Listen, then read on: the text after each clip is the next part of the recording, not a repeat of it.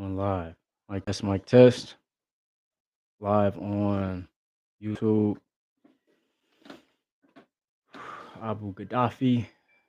Live on Instagram. Abu Gaddafi. All right. Welcome. Congratulations for being here. All right. So first, we want to open up. Pray everyone is doing well.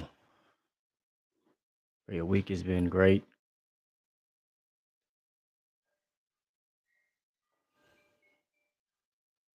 All right.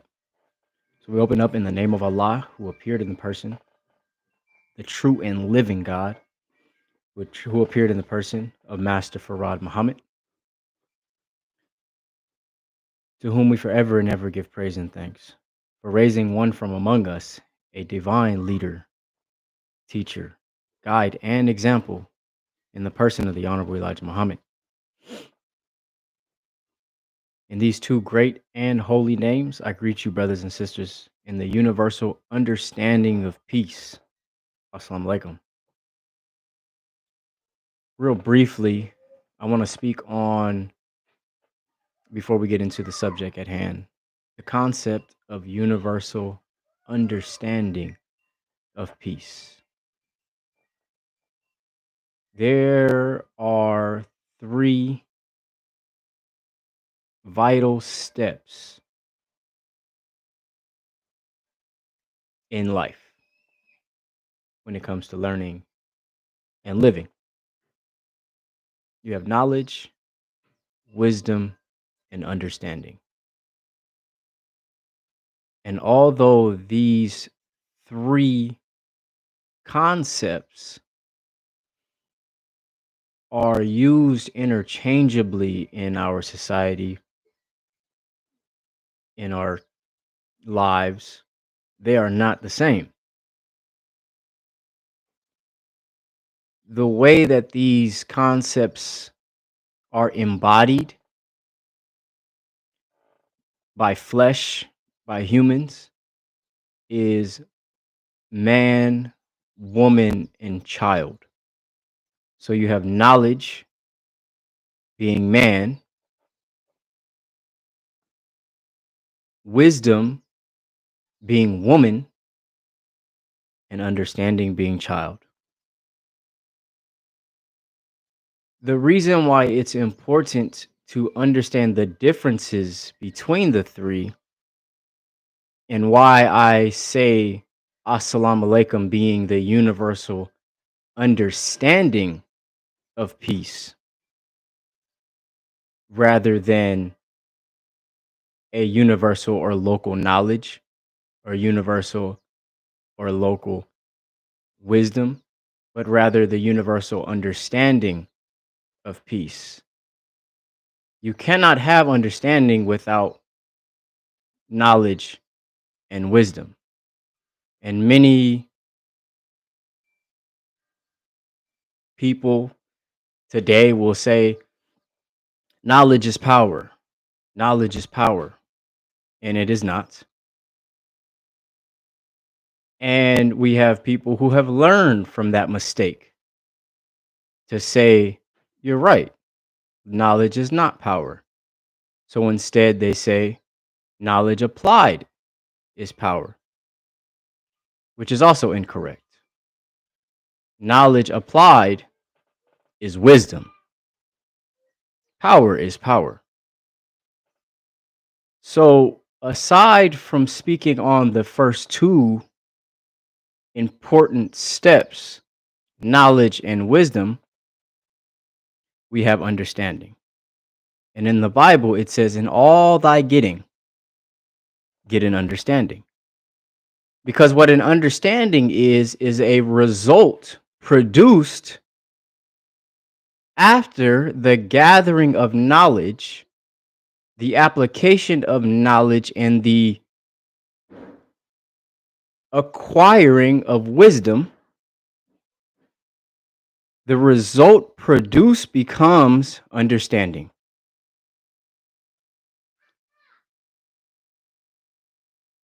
Understanding is important. Even in the Quran, where it states, this book is a guide for those of understanding.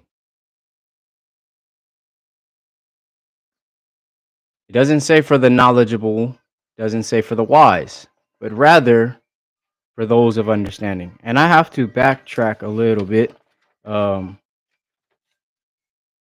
I can't even backtrack. This is just the pre intro. So anyway, we'll get to that part. We'll get to that part at a later time because I do have tasks at hand. Okay. So I do want to speak on a few things.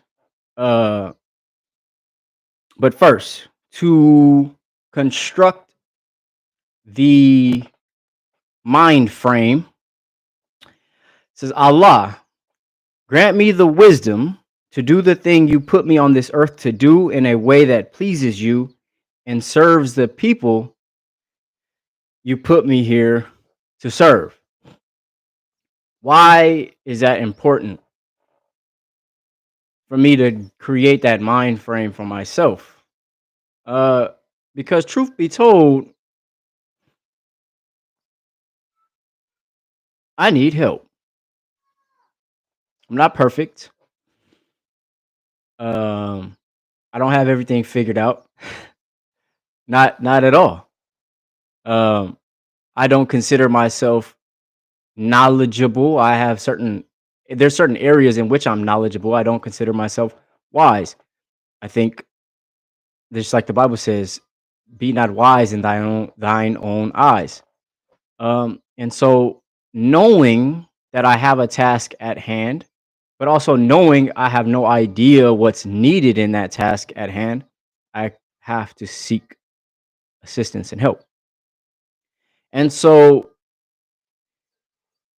you can't really ask for understanding because it would take out the process or the alchemy.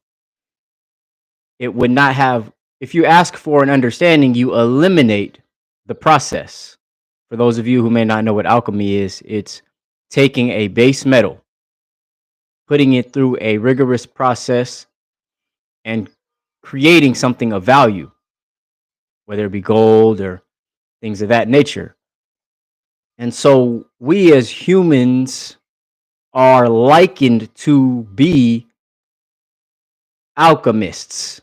And we submit ourselves to a process of alchemy, recognizing that we are insufficient material, soil, dirt, base, metal. And we place ourselves at the feet of God so that He may invest and create into us someone of value in His sight, not in the sight of the world, in the sight of Allah. And most of the times, if not all the time, it is boiled down to character development, the development of our character. Funny example of that, I was watching this movie with my children. It's called Ferdinand. I don't know if anybody's ever watched the movie Ferdinand. I have to watch it a lot of times at this point. If one child, if it's one child's favorite movie at any given point in time, they never have the same favorite movie, so you end up having to watch the same movie multiple times. But anyway, the movie Ferdinand is a great example, and the reason why I'm using Ferdinand is because that's something that came up, but we could also refer to the Bible as well, and we will. But I'm going to use the movie Ferdinand for those of you who have not watched it. It's about this big black bull. Well, at first he wasn't big; he was just a little bull, and a kind in this arena of bulls. He was being raised to be a bull fighter. You know, he was surrounded by just vicious fighting bulls. That's all they knew. One of the things that the other bulls said, you're either a fighter or you're meat, you know? And so it was a specific environment that he was subjected to. Let's just say that. And so in that environment, he was expected to be like everybody else. He was supposed to be a fighter. He's a fighting bull. It was in his blood. But to us being the viewers, Ferdinand, this bull, he was kind. He was, for lack of better words, he was perfect. He was unlike all the other bulls. He didn't want to do what the other bulls did. He liked flowers. He doesn't give off the like homosexual vibe. You know, I wouldn't allow my children to watch that. They're too young and too impressionable. You know, it will cause way too much confusion. But instead, he's more sensitive, considerate, empathetic. Things that you would want from a human being. You would want these things, or excuse me, from a human being, yes. But in a bull, it's not common, especially because he's a fighting bull. And me growing up, I'm a Taurus. My birthday's in May. And so I resonate highly with the bull. I used to hear it all the time. Well, you're just a bull in a china shop, you know, because bulls, matter of fact, there's a scene in the movie where Ferdinand is in the china shop and he's being super delicate and he's careful not to break anything. And so to further demonstrate his unlikeness, they wanted to maintain this idea that he is sensitive. So the movie is painting a certain picture about Ferdinand that, for lack of better words, he's perfect. He's exactly what you would want out of a bull. He's and he ends up turning out to be huge. He's this huge bull. Now I'm just talking about the Ferdinand that my children have watched. I know that it's based off an old show from the past, and I've never watched that. But I'm talking about what's going on in that show today. Now I'm building. So, for lack of better words, Ferdinand had impeccable character. Okay, so his character was developed, meaning he had empathy, he had integrity, all these different things that you would want from yourself that Ferdinand had within himself. He held himself to that regard. He was empathetic and compassionate. Now, that's not common for a bull. The way that the movie continues on into his development is he was so big that he couldn't go with the girl and her father to the farmer's market anymore. He was just too big and too scary. He looked like a fighting bull, even though he wasn't. Okay? Now, this is where his character flaws are now starting to be exposed.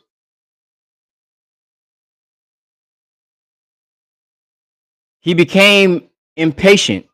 He wanted to go even though the girl told him not to. You can't come this time. We know that you were kind and empathetic. We know that you're you don't want to hurt anybody. But no one else knows that. No one else knows that you don't want to hurt other people. So, along this journey of his, the girl leaves, and then he's having a mental debate, and we all do this. We debate right from wrong. He's saying, do I go? Do I not go? I know she said don't go, but I really want to go. And now he's starting to put justifications or conditions on whether or not he's gonna go. So, for example, he's like, he looks at a rock and he's saying, if that rock is still there in 10 seconds, I'm gonna go. Now, as you're watching this, it's funny, and it is funny. At the same time, it shows how those flaws, even within ourselves, are now being exposed because everything was good when he was getting things his way. But when he didn't get what he wanted, he started to justify and make justifications around his wants or his desires. And that's something that we ourselves do. I know I do it. I know right from wrong, but certain times when things come up, it could be little things, and then I justify around them, and this becomes dangerous. I do this all the time, and I acknowledge the fact that I do that, and then I have to consciously go through a process of eliminating those justifications because right now they're small. But as the stakes get higher and higher, they will have more consequences. It's very, very simple. For example, I'll give you an example.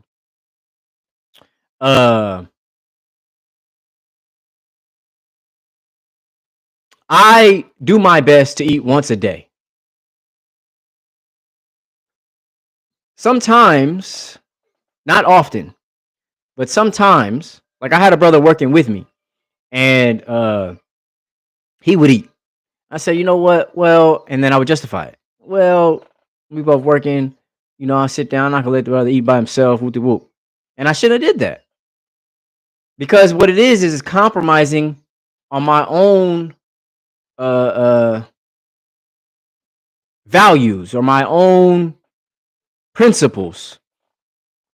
Now that's a small example, but it tends to grow from a small size. You know, some things I can't even really speak on because they can get into criminality. We find ways to get into criminal practices and we justify in it, you know, and I don't think that that's healthy. Now I want to get back on task because that was just a little story about how his character flaws were exposed. And after that, he ended up going when he knew he wasn't supposed to. He ended up going to the get together, the farmers market, and people got scared. He ended up in the chop house or the basically prison.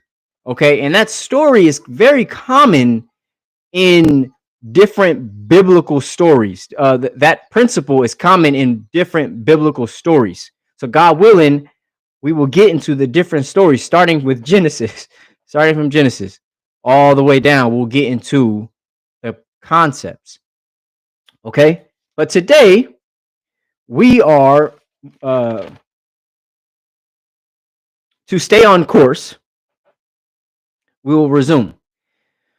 So I know some of us most likely watched that Devin Haney and Ryan Garcia fight. I know some of us did watch it. I say here, Haney should have definitely called on Allah. It was a good fight. He definitely should have called on Allah to win that one. It was a good fight, but ain't no way. The referee was trying to take the points away from Garcia. It was clear. It was clear. And there's no. I saw Dr. Umar Johnson talking about he want to see the wood gloves and stop that. All right. But anyway, my biggest concern about that fight. This is my biggest concern is now that all the tickets have been sold, the bets were made, and the fight is over. Will Garcia continue to expose the filth, indecency, and pedophilia going on in the industry as he began doing in the beginning? Time will tell. I did see that he made a brief mention of it, but I don't follow the celebrities and entertainers that closely anyway, so I won't know unless I seek to find. Now, a more important consideration transitioning and resuming on. In the world of teaching and education, we have an essential tool or a key practice called scaffolding. I'm going to get into some teaching practices. Now, for those of you who don't know, some of you may know, some of you may not know, I was a teacher for a little over 5 years. Okay, and so I'm going to get into a little bit of that. But before we get started, I want to go into what scaffolding. So scaffolding is, what is scaffolding? Scaffolding is when students are provided with the support while learning a new concept or skill. They are better able to use that knowledge independently. It is a process of breaking down information or of parts of a new skill into pieces that are digestible for the learner. So if you can imagine somebody who's building a building, on the side of the building, it's going to have this machine or this, you call it like a mechanism. And that's called scaffolding. A lot of these Chinese movies will have it. It's made out of bamboo and it's along the side of the building. It's to help support the builders as they're building. Okay. Now, that process is highly important. Those of you who may not know that I was an educator or teacher for 5+ years, I taught both here in Hawaii as well as East and West Oakland. And God willing, most of us went to school. Those of us who have gone to school can understand how terrible the public school system is. For many different reasons. It's not just one thing. And I'm not going to say that the school doesn't provide what the child needs, because we get into more depth of understanding or more depth of acknowledging that in the future. However, I will say that every single grade has a certain expectation. They're expected to know a certain level of information. And whether or not that student knows it or not, they're still, I think it was George Bush generated or created that concept, no child left behind. So whether or not the student knows it or not, they still get not left behind. And that was a terrible mistake on the public school's behalf. Should have never did that. Now, we're taught by the Honorable Elijah Muhammad that if he was able to teach the child, they'll be able to make high school by the age of 13. And I'm a direct, myself and my older brother and a few other of my peers are a prime example as the true nature of that, how true that statement is. Because we were taught from elementary, I think I was only there till, in Elijah's Educational Center, I was only there till, I think, the age of 7 or 8. But anyway, moving to Hawaii, skipped a grade. I was only supposed to be in either 4th or 5th grade, and I ended up going directly into the 6th grade and was able to keep up intellectually with the students based off of the information that we were given. And I'm saying keep up respectfully. The information that we were given was directly from God and his messenger. And so the information that we had had access to in our minds far surpassed any grade I was going to be given going into. And so now we all have access, and that's why I want to share. But the point being is that the Honorable Elijah Muhammad said that with the information that he's teaching, he can get a child ready. He didn't say high school. Matter of fact, he said college at the age of 13. And we bear witness to that. And so as I was teaching in the elementary schools in both Hawaii and in Oakland, both East and West Oakland, I could see where they were being forced into a grade level that their learning level wasn't at. So I'll give you an example. I did it even here on Hawaii. In Hawaii, I was teaching sixth grade, and they're expected to know, I think it was like division or something like that.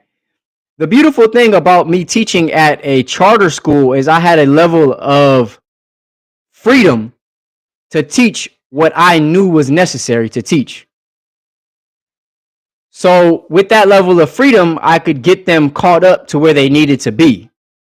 They should not be in sixth grade and not know multiplication, but they are in sixth grade and they don't know multiplication. I was teaching high school in Oakland, in East Oakland. I taught high school.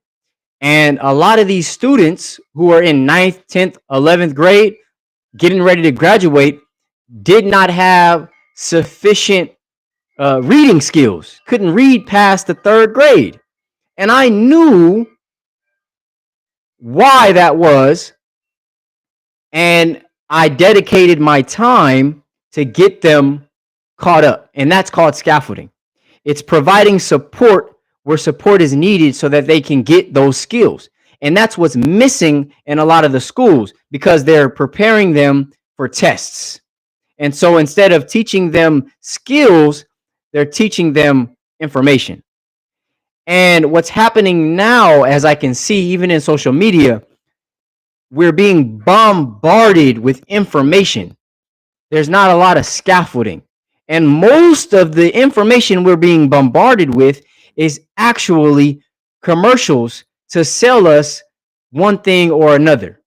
The information isn't valuable to others, it's valuable to the person.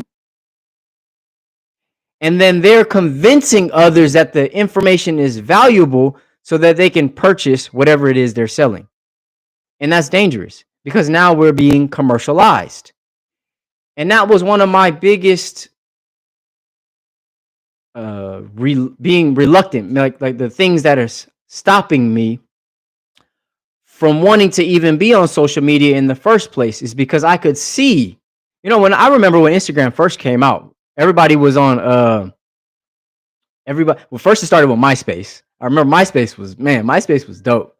Man, that's where like people were coding and didn't even know that it was called coding. I remember my homie Kevin, like he would copy and paste. I'd had a Louis Vuitton background, the Gucci background, and then that's when I had a big afro, so I had the what do they call it? The Boondocks, and then you could have music playing. That's when where the computer started for me. What you need? Okay, give me 1 second.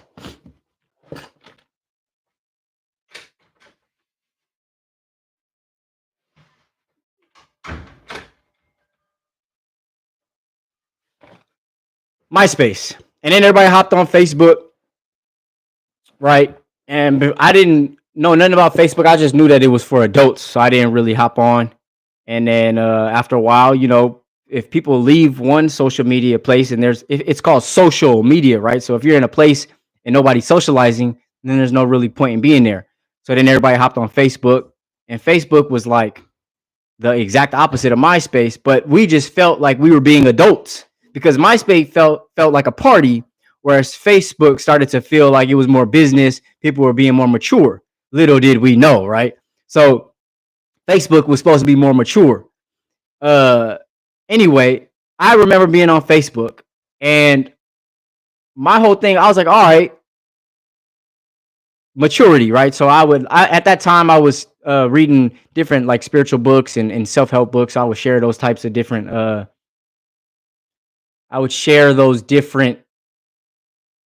quotes, things that inspire me. And then Instagram came out and it was just pictures. People would share pictures. I'm just briefly going into my social media background just to share that history. And so I remember when Instagram came out, I didn't get an Instagram because I didn't understand it. I was like, what happened with Facebook? I'm sharing the quotes and stuff like that. And then Instagram came out, people were taking pictures and stuff, and they were like professional pictures. And I was like, I've never been a photographer, so I never really was interested and getting Instagram. And then I ended up getting Instagram, and I started to share like pictures and posts of, here, I'll show you the book, A Message to the Black Man. This was, I think I was in college already at this point, and I was just sharing pictures of things that I was learning, and taking pictures. You know, I started to get real interested in pictures. Anyway, the point being is, as I could see the progress of things starting to condense down, and then like we would share memes and funny stuff, I could see where things were headed, and it was heading into a commercialized place. And now every fourth thing on Facebook is an ad. And so I kind of was like a little hesitant about social media. And now we can see today. And so what's happening is that we're using information, knowledge to market a product, which is a slippery slope, but it really depends on the information. Okay, so like business is supplying a demand. So you know, that's what you do. You educate, and then you provide the solution. So there's nothing wrong with that. It's just the amount of commercialization that becomes too much, and it's overloading our receiving circuits. So on the producer's end, it's an excellent tool as a business person. So I own a business. I understand the value, right? On the other end, the consumer, the person receiving, is too much. And so knowing that, I don't want to be overly invested into production if it's at the cost of someone being overly consumed. Like, you get what I'm saying? There has to be somebody has to be able to basically teach discipline, or has to be able to, what I'm saying, scaffolding is necessary. And so the amount of information that's being shared for the purpose of selling a product or pushing a course, things of that nature, without the end user in mind for their benefit, is important. What I mean by that is, right now, if you were to go into a course on how to become a social media influencer or a social media marketer, something along the lines of making money using social media, they're not going to tell you to do what I'm doing. Take your time, make a long video, keep the end user's mind in consideration. What they're going to do is chop it up. They're going to say, make the video as short as you can with as much information as you can to captivate your audience, and as stimulating as possible. Those are the keys. You make it as stimulating as possible. Now, whether or not the information that they're sharing is valid, that's not what's important. Because let's just go like this. I'll show you right here. I take the book. This is one of the most valuable books. These two books right here are probably the most valuable books to me, right? And if I go like this, I say, come here, and I smack you in the head with it.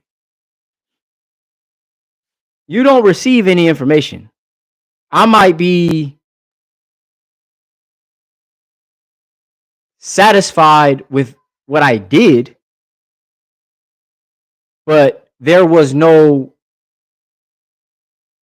receiving of the information. The information was not delivered. So it gets dangerous. And I saw this even with myself. It's getting real excited and sharing information because, you know, this information is valid. It's important for us to know. But even the Holy Quran took 23 years for Prophet Muhammad, peace be upon him, to receive it. And the most honorable Elijah Muhammad was here for 40 years. And peace and blessings of Allah be upon him as well. So, with all that being said, going back into scaffolding, is understanding, for me, what I learned for that is to slow down, to take my time. I watched the previous video I had and I realized that, it was just a lot of energy, and I don't regret doing that. But it's not as important about how much information, because the information is endless. The information is endless. And there's a whole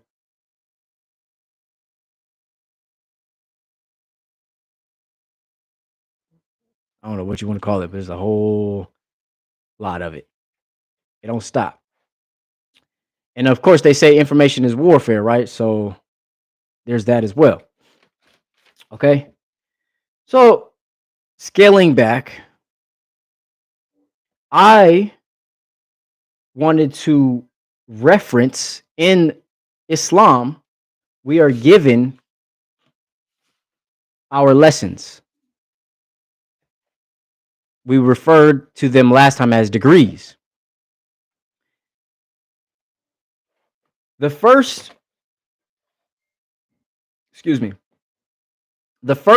lesson, or you would say the rule, there's 13 rules.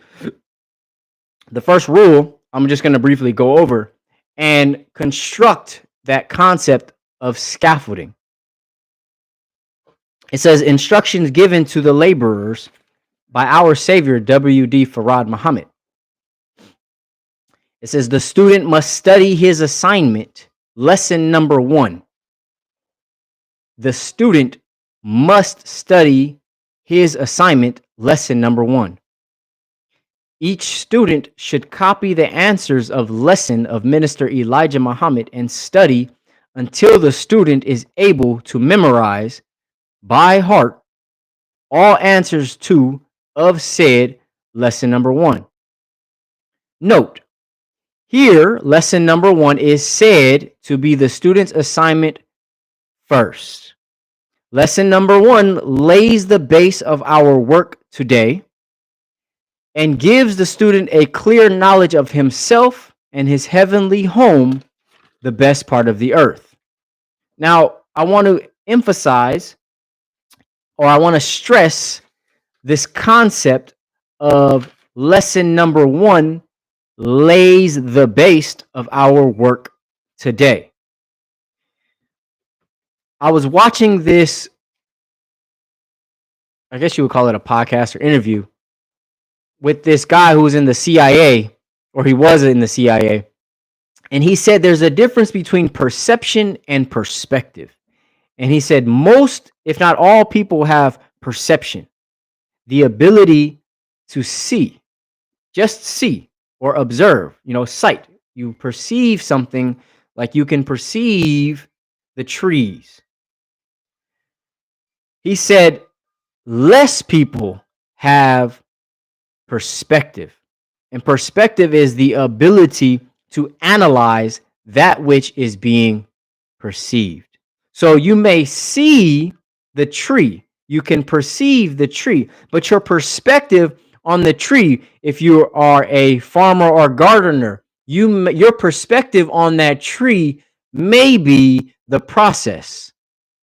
Or if you're a lumberjack, your perspective on the tree may be monetary, or you might think of money, chopping the tree down. If you're in construction, you may see the tree as an obstacle.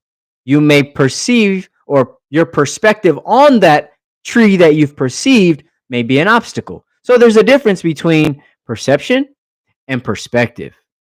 And so one of the key elements that you all here today, myself included, need to develop our perspective.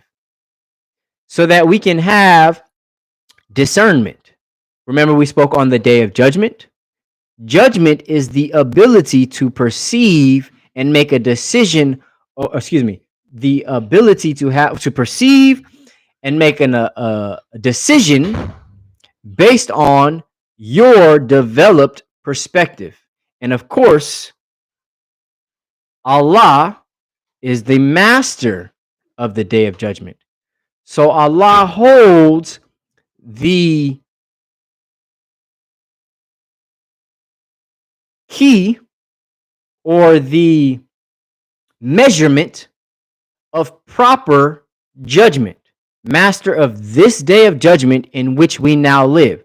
So Allah holds the measurement or the perfect judgment, and Allah is willing to share the measurement in which he judges through his words and through his people, his prophets, and his messengers and apostles and his examples. Those messengers were given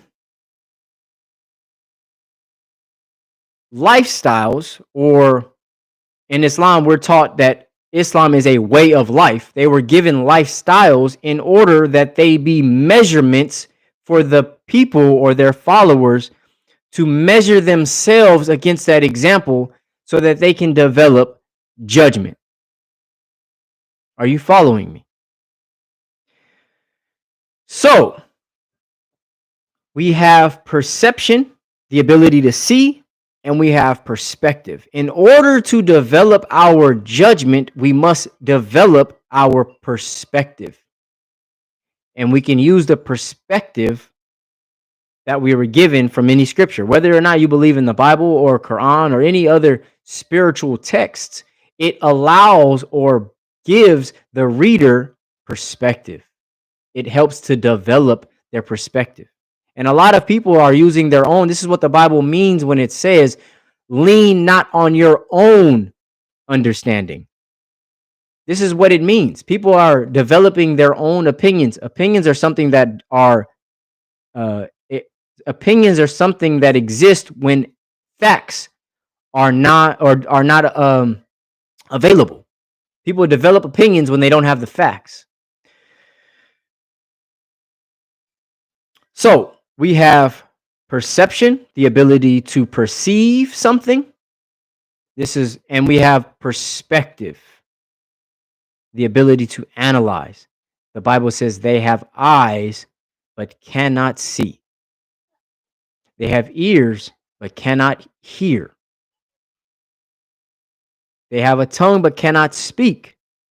Now, if you have perspective, you can bear witness that it's not saying that they're blind in the sense that they can't physically see.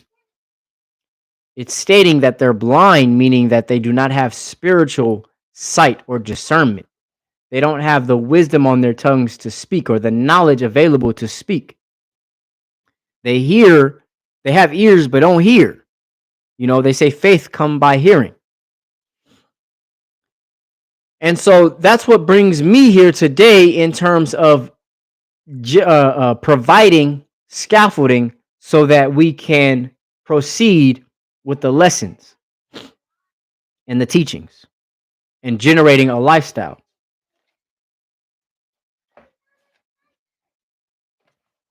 We won't be here long today. Like I said before, I don't want to overload your receiving circuits. And so I'm just going to be brief. How do we know, according to the lessons, that the messenger's purpose was to give us a perspective? In the beginning of the lessons, it says here, the following is the original rules of instruction to the laborers of Islam and the title of Muslim given by our Savior before his departure, with a footnote of a few words of explanation to lay pressure upon their minds of their many errors in the past and present, that they may see the light and walk therein. I thank you, Elijah Muhammad. And so if we can look back where it says here, with a footnote of a few words of explanation, you cannot explain with mere perception. You must have perspective in order to explain. You can observe with perception, you can see, but in order to explain, you must have a perspective to contribute. That's what the result is from analyzing. After you analyze something, then you can develop a perspective or deeper acknowledgement or an understanding. And it says to lay pressure upon their minds of their many errors in the past and present, that they may see the light and walk therein. And so the purpose of the most honorable Elijah Muhammad teaching on his perspective, his footnotes of the lessons, is to make straight where there was previously made crooked. Where mistakes and errors were made, he was adding perspective to highlight the errors so the errors would no longer exist.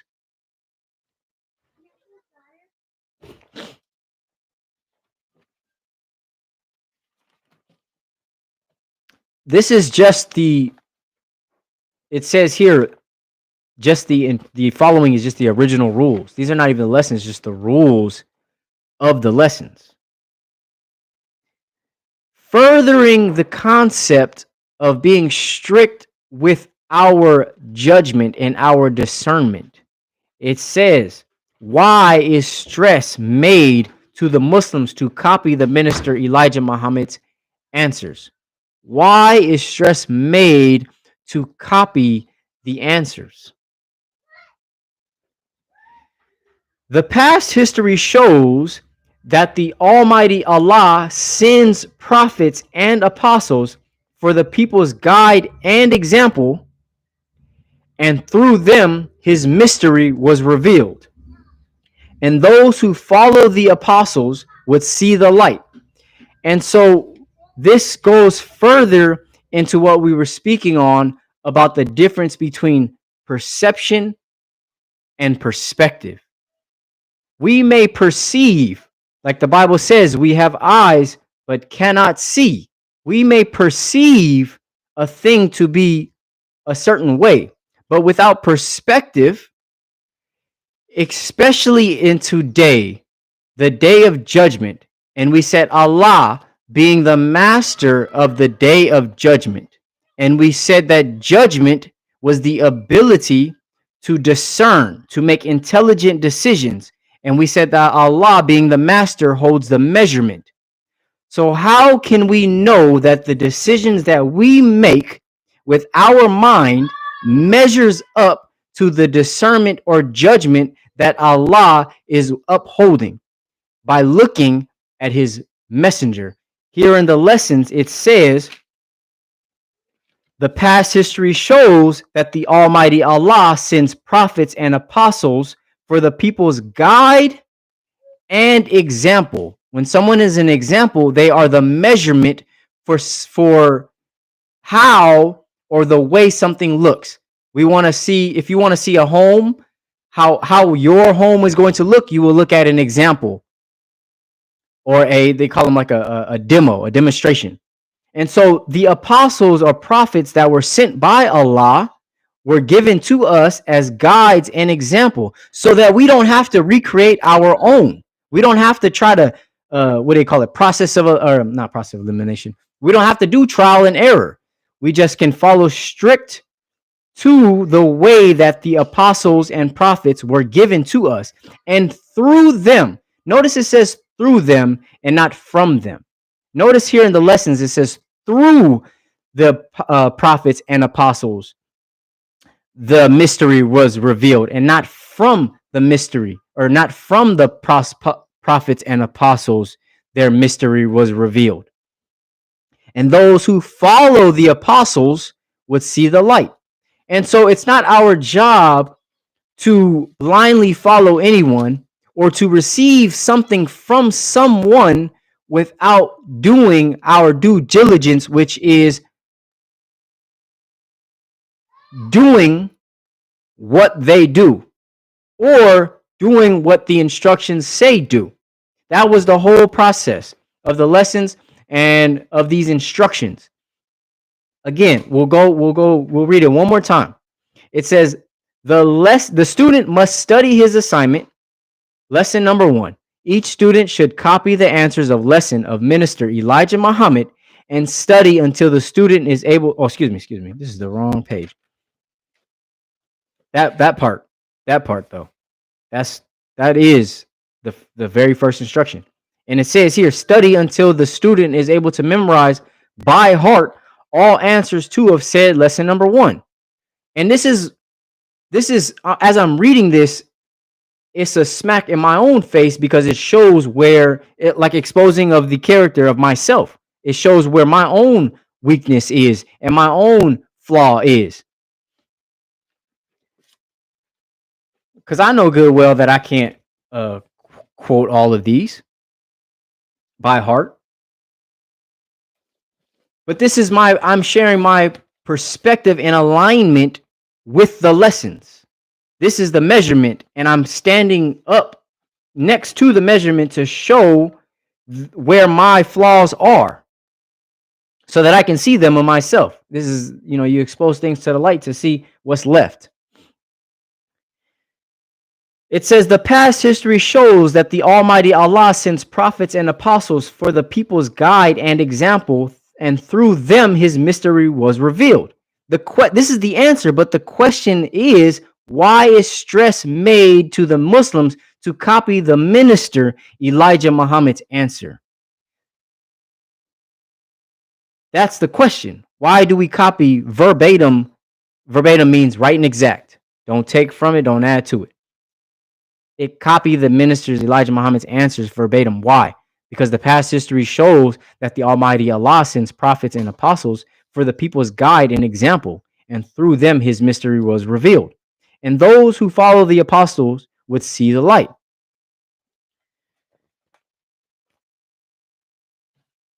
So, going back to the day of judgment, having the ability to discern and understanding that Allah being the master of the day of judgment, meaning he holds the measurement. And then if you look, I have a ruler here, okay? A ruler. Okay? Funny thing about rulers is it's a homonym. Same name, different meanings. Homo, same, nym, name. And then you have homophone, meaning homo, same, phone, phonetics. Sounds the same, but it's spelled differently. Homonym are when words have the same name, the same spelling. Ruler, R-U-L-E-R, and ruler, R-U-L-E-R. One being a ruler, a unit of measurement, but also you have ruler, meaning the head or commander in a certain organization or company or head of a nation, kingdom, things of that nature. Allah being the master, we can say ruler, the king of kings. A king is a ruler. Anyway, moving along as we proceed, our prayer says, master of the day of judgment in which we now live. In order to judge or have judgment, you have to have a measurement in which you use to make a fair and just judgment. That's why when you go to the courts, you have lawyers on each side and then you have a judge. And they are not just arbitrarily making up law. They're not supposed to. Same thing with referees, and judges. We just saw it with the Devin Haney and the Garcia fight where the referee was able to, do what he wanted to do to certain degrees.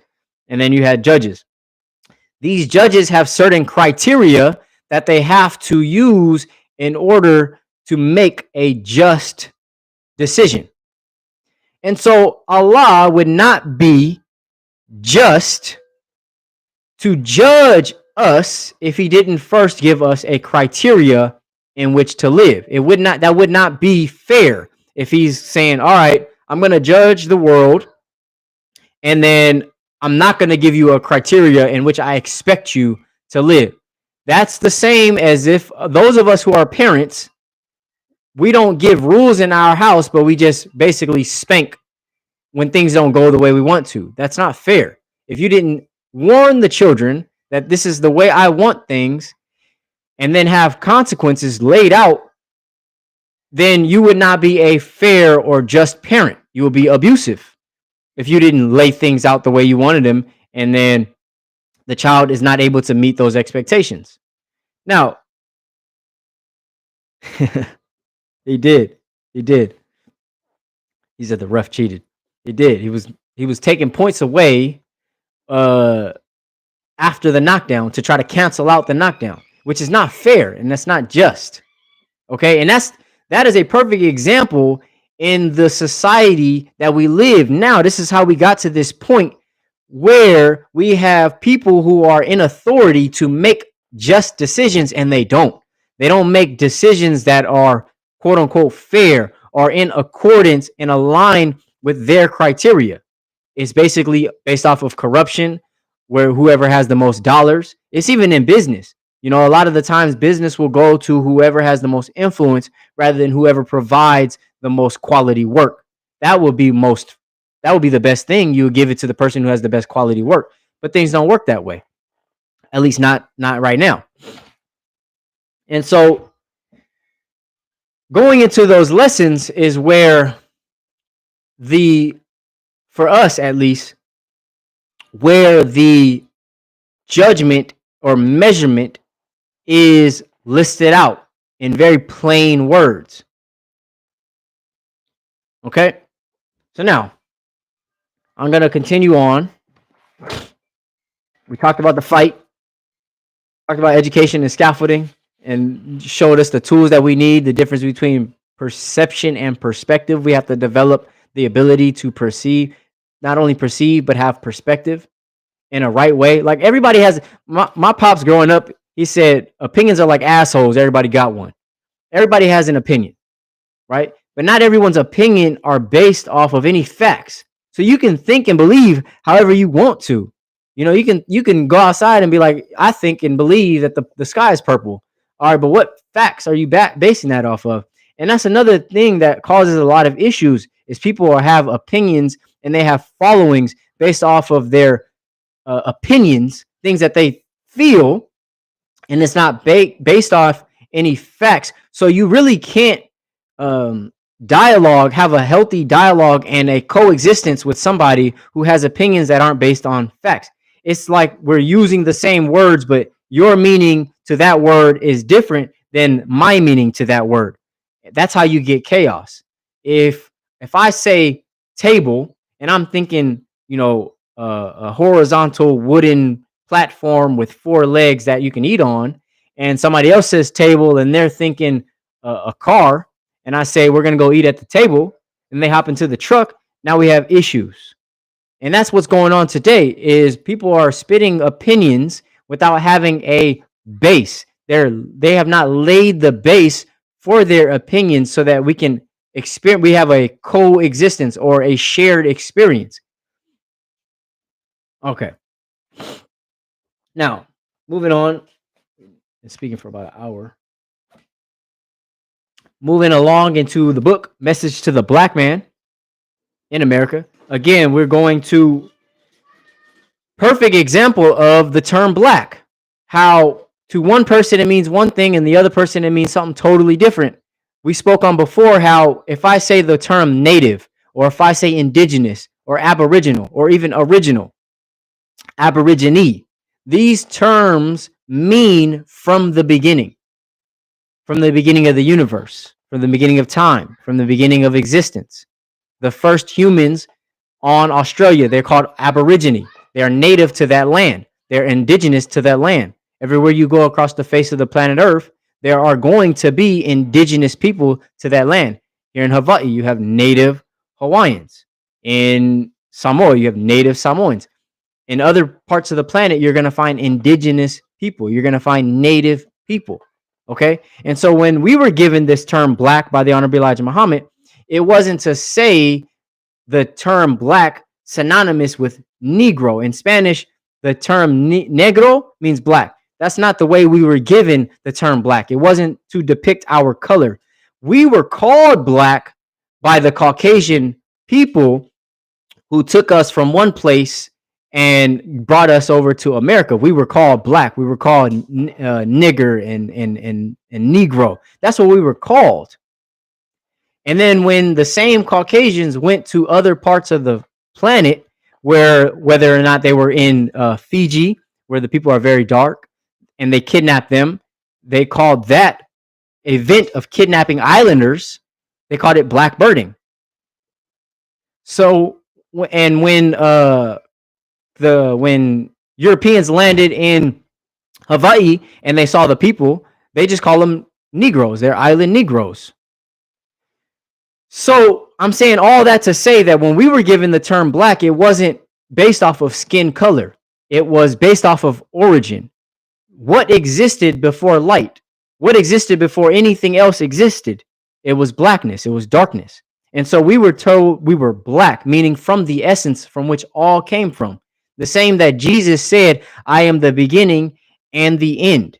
Jesus was making reference to his origin and his existence, the beginning and the end. He was black in the beginning. And even now, Putin is coming out to say that all the prophets were black in tone, skin tone, meaning that they were, melanated or dark, but also to show that they are the lineage from the beginning, the aborigine, the indigenous or native people of the planet Earth. The reason why that's important is because up until this point, the mass media or the mass world has always believed that Jesus, being the Son of God, they believed that Jesus was the Son of God. All the prophets sent by God were all Caucasian, blonde-haired, blue-eyed. And so if I can develop a picture for you that Jesus was blonde-haired, blue-eyed, and he's the Son of God, then I can, not without even saying it, I don't even have to say it. You, being an intelligent human being, can logically make note that if the Son is blonde-haired, blue-eyed, then the Father must be blonde-haired, blue-eyed as well. And if God is blonde-haired, blue-eyed, then every time I look at a Caucasian, I'm going to be basically submitting to their divinity. And that was how they were able to maintain control on the planet by making claim towards their divinity. Now, with everything coming out is actually showing that how Jesus said in the Bible, as it was in the beginning, so shall it be in the end. Peace. What's going on? Glad you're here. We're just speaking on the indigenous, native, and aborigine people on the planet Earth and how we got to reclaim and get our power back so that we can make right all the wrongs. It's our responsibility to do that. And so, with that being said, if you don't have access to the source in the beginning, you don't have the tools that was available. You get what I'm saying? So if for example, let's say you are at work and you an electrician, right? And let's just say you just started in the middle. You just pick up this job right in the middle. You don't have any training. You are not going to be able to do the best job. If you started in the middle, you're probably going to mess things up. It's not until a master electrician comes and shows you the right way that you'll be able to do a better job. And so that's the same thing that happens. For the last 6,000 years, Caucasians have basically been able to run rampant and do everything that they wanted to do without having the origin. They don't trace back to the origin. They don't trace back to the aboriginal, to the indigenous knowledge. That's why they're so Society today is so confused when it comes to the pyramids and other structures that were built because they can't be recreated. If we have access to those, not the base knowledge, laying the base knowledge and the tools, I bet you we could come up with something that resembles a pyramid. Just give it a certain amount of time. I mean, there's pyramids right here in Hawaii. I've never seen them, but I have a book, and it points to all the different what do you call them, historical or ancient relics across the planet. They all look very similar. Why is that? Why is it that whenever you travel to an indigenous place, or excuse me, whenever you travel to a place, because you can't have an indigenous place, I mean, all the places are indigenous, but when they start digging, the deeper they dig, the more similar things start to look across the planet. Why is that?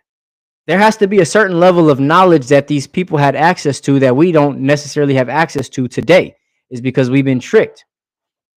All right, so I'm getting back into the book, Message to the Black Man. And if you identify as Native, Aborigine, if you identify as indigenous, then this book is for you. I identify as original, Aboriginal, indigenous, and Native. That's who I am. So that's why I resonate with this book.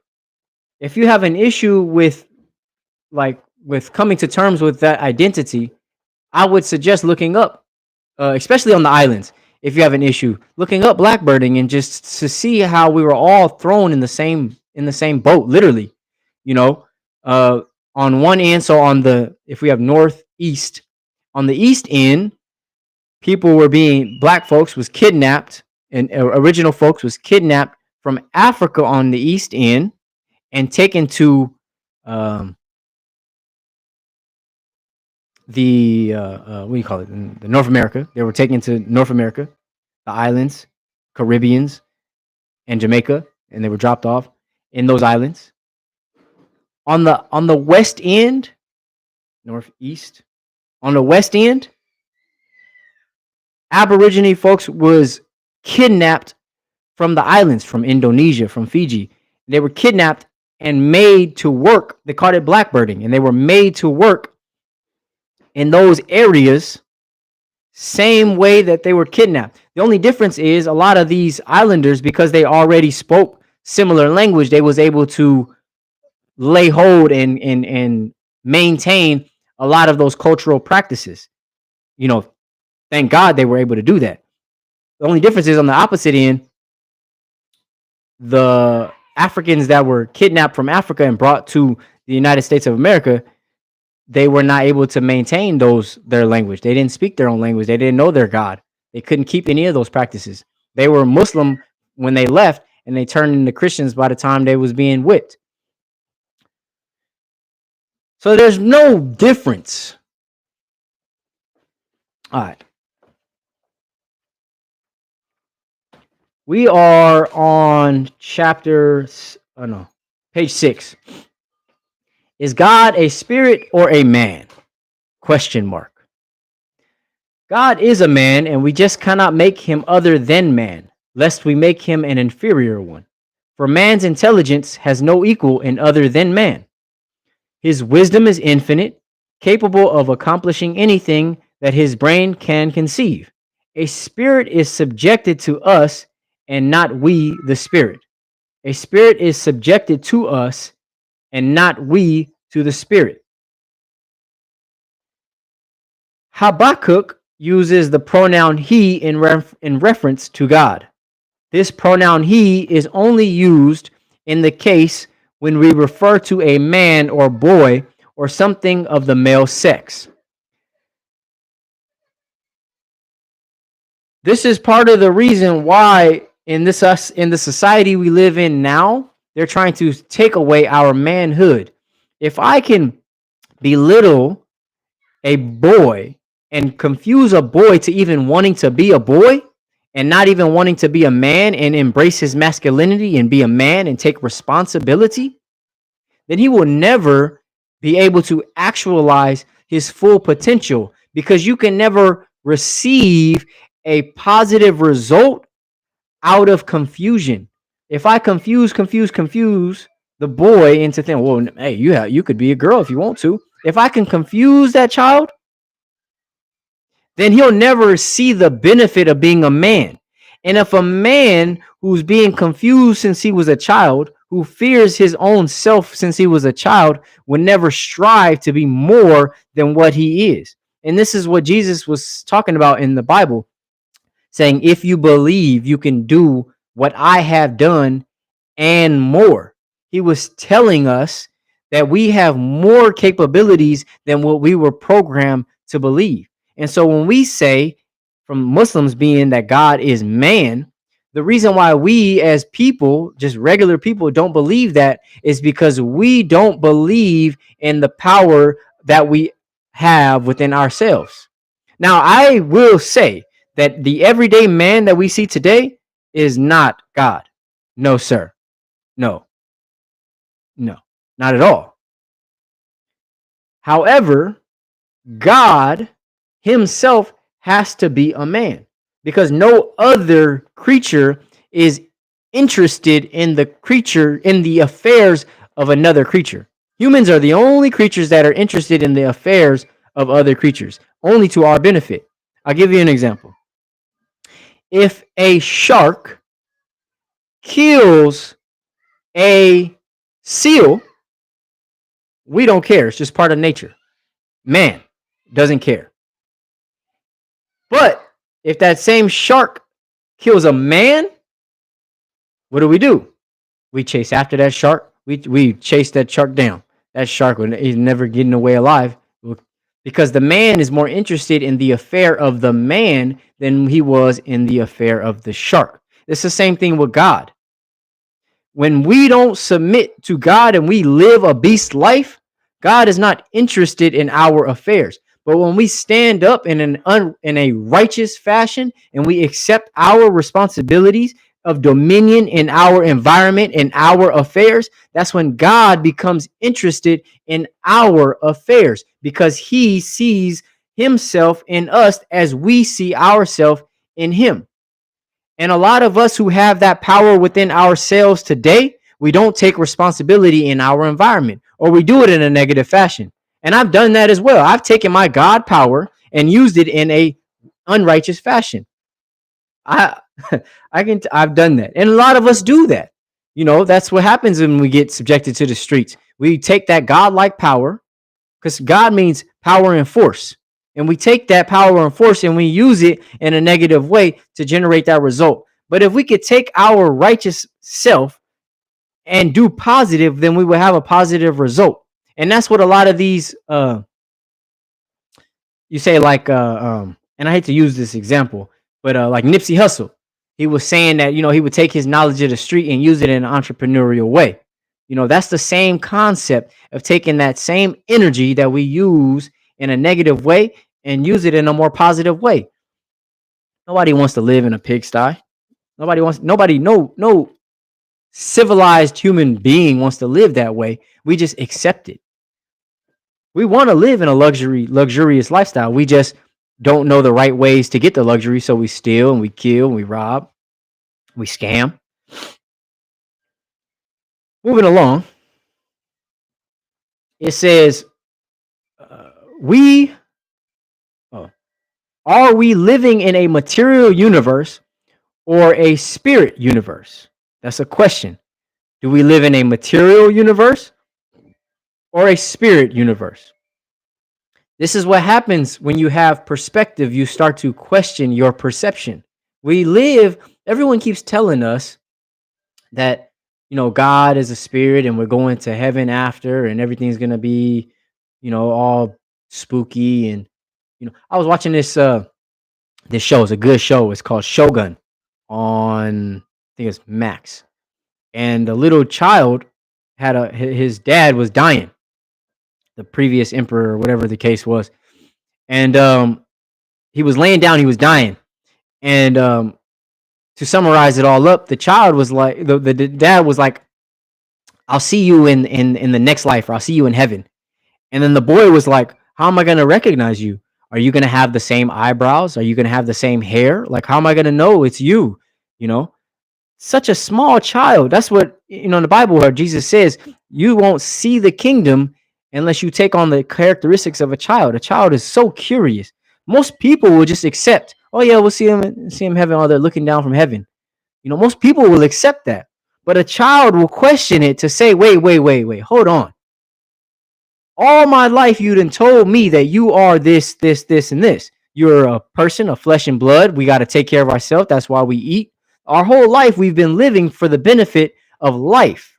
Yes, our knowledge will be passed down through generations, but so will your kingdom be passed down through the generations. We have not worked on anything other than the benefit of now. And now all of a sudden you're telling me that I'm going to see you in heaven. How am I going to know what you look like? But your body stays, like after you die, your body stays on earth. This was an intelligent question for the child to ask. And it just really goes into the more depth to think, once you go to heaven, how are you going to see all those people that have previously died if their body stayed here on earth? How are you going to know? When they were here on earth, did you guys have a heart to heart where you could recognize each other throughout realms? Do we go through that process? Even if that was the case, let's say that was the case. How often, other than my wife, how often am I having those intimate encounters with people to where I could recognize them even if I couldn't see them? And let's just say that maybe there is a let's just say, I don't believe that, but let's just say there was. Is the church doing the job for us so that we can start recognizing people in our lives after they die? Imagine that we get to know people on such an intimate level that I don't even need to see. I would start to talk to blind people who can't even see, and see how do they perceive people. Can they perceive people beyond our senses? Because I know that they can smell and they can hear them, but do they have a level of perception of senses that will be able to tell them? Do they have a level of perception that will be able to identify somebody without physically being able to sense them? If so, then maybe we should start learning those things, right? And even then, it doesn't speak to no life after death. Getting back to, excuse my tangents, getting back to the book, Message to the Black Man. Are we living in a material universe or a spirit universe? We are material beings and live in a material universe. Would not we be making ourselves fools to be looking forward to see that which cannot be seen, only felt? Where is our proof for such a God, spirit, to teach that God is other than man? It is due to your ignorance of God, or you are one deceived by the devil whose nature is to mislead you in the knowledge of God. Who taught us about the God that we believe in today? And why did they teach us that? When they showed up on the shores, on any island, when they showed up to any shore and taught us about their God, for what purpose? It wasn't for the purpose of making us better. It was to subjugate us and to control us. And we accepted that. And then we're still under the process of subjugation and control. We have no freedom under their God. That actually was further shown in the show Shogun. Again, I definitely recommend watching Shogun on it's either HBO Max or Hulu, one of the two. I know I didn't see it on Netflix, but I recommend watching it. It shows in the power of interpretation, and it shows in why the Portuguese sent their Catholic priests to the shores of Japan. They deceived them to make it seem like they wanted friendship, but the whole time they were trying to take over control, and they were sharing their knowledge or their God or their religion. And so if somebody's sharing with you their religion and that it's been used through history, the Honorable Elijah Muhammad teaches us, history is best qualified to reward our research. History is best qualified to reward our research. Then we can look at the past history at how these teachings have been used to take advantage of us. This is the truth. It says here, or you in the knowledge of who or you are one deceived by the devil, whose nature it is to mislead you in the knowledge of God. You originally came from the God of righteousness and have the opportunity to return. Now, not to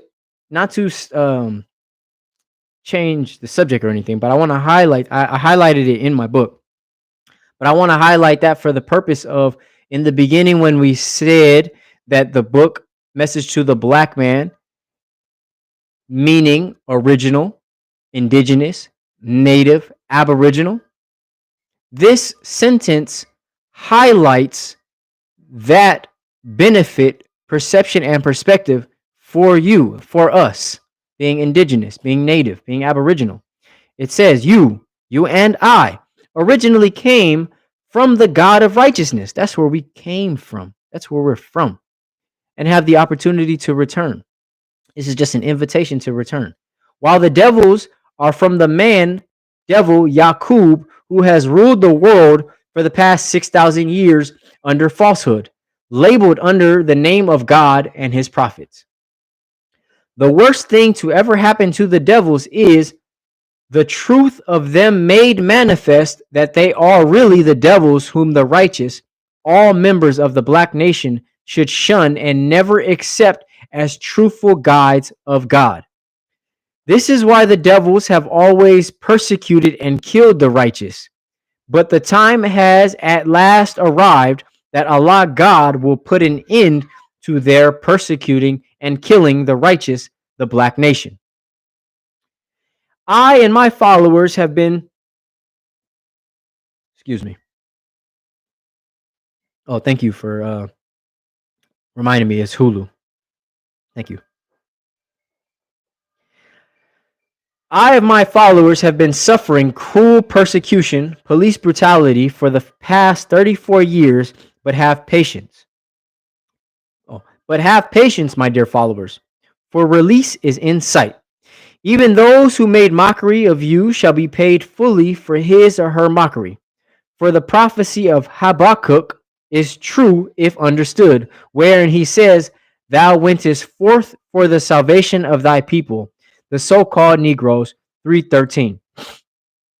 Never before this time did anyone come for the salvation of the so-called Negroes in America, whose rights have been ignored by their enemies, the white race, for 400 years.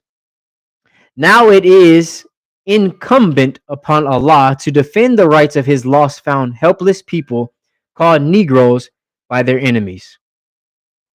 The whole of the third chapter of Habakkuk is devoted to the coming and work of God against our enemies and our deliverance. We must not take our enemies for our spiritual guides, lest we regret it. You are already deceived by them. Why seek to follow them in their evil doings? If I would say that God is not man, I would be a liar before him and stand to be condemned. Remember, you look forward to seeing God or the coming of Son of Man. Son of Man.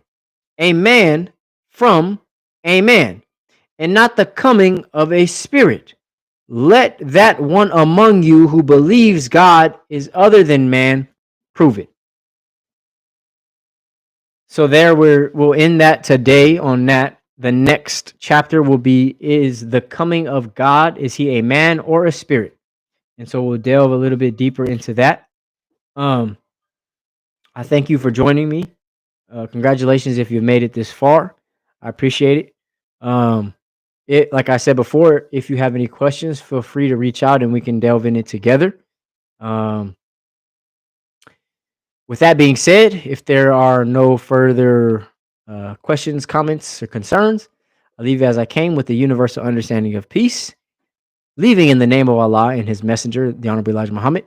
Preach as I came. Assalamu alaikum.